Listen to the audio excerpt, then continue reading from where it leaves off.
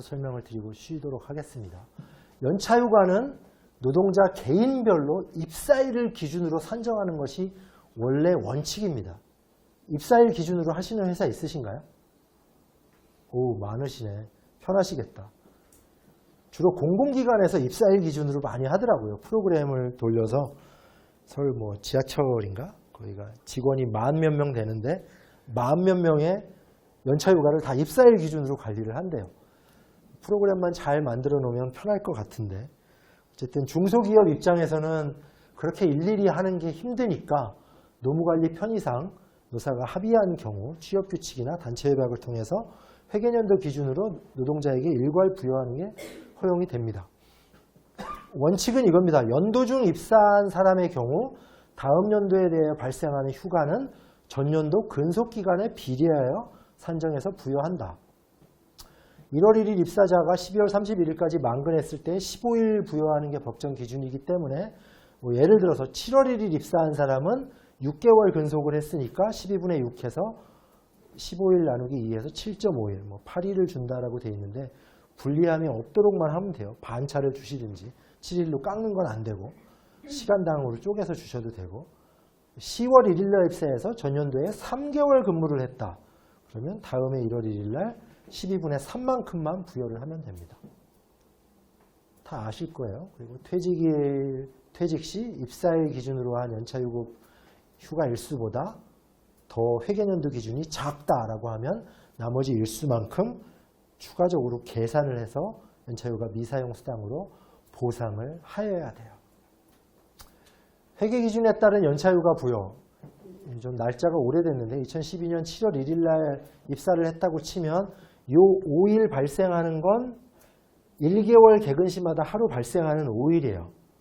요거를 포함을 해서 다음에 1월 1일 날 회계연도 기준으로 이 5일을 합쳐서 총 7.5일의 휴가만 발생을 시켜주면은 근로기준법에 맞는 휴가였습니다.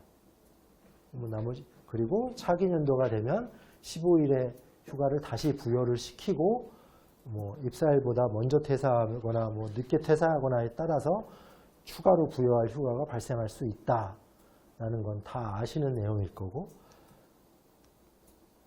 그런데 이번 법 개정 이후에도 기존 산정 방법에 따라 연차휴가를 부여하는 동시에 1년 차에 1월 개근 시 하루씩 발생하는 휴가일 수도 별도로 관리하는 것이 필요하다라는 게 고용노동부 지침입니다. 그래서 두 가지를 동시에 관리하셔야 되는 거예요. 근속기간에 비례해서 회계연도에 발생시키는 연차휴가와 입사일 최초 1년에 1개월 기근시마다 하루씩 발생하는 휴가를 동시에 관련을 해야 된다는 거예요. 그래서 이게 고용노동부가 그 지침에 만든 편인데 7월 1일 입사한 사람을 기준으로 18년 1월 1일에 7.5일의 휴가를 발생을 시키고 요 월마다 만근을 할 때 발생한 하루씩의 휴가를 발생을 시켜서 별도로 관리를 해야 된다. 총 6일이 되는 거죠. 1월 1일까지 하면 이렇게 해서 6일을 합쳐서 13.5일을 부여를 하라라고 하는 겁니다. 요거 말씀드린 13.5일을 한꺼번에 부여를 하는 건 요때 발생한 1일의 휴가들을 다음에 회계연도 말까지 사용하기로 노사가 합의한 경우에만 13.5일을 부여하실 수 있는 거예요. 만약에 그 합의가 없으면 7.5일을 연도 말까지 쓰게 하고 요 발생한 1일에 대해서는 각각 다 1년시마다 관리를 해주셔야 되는 거죠. 이해가 되시나요?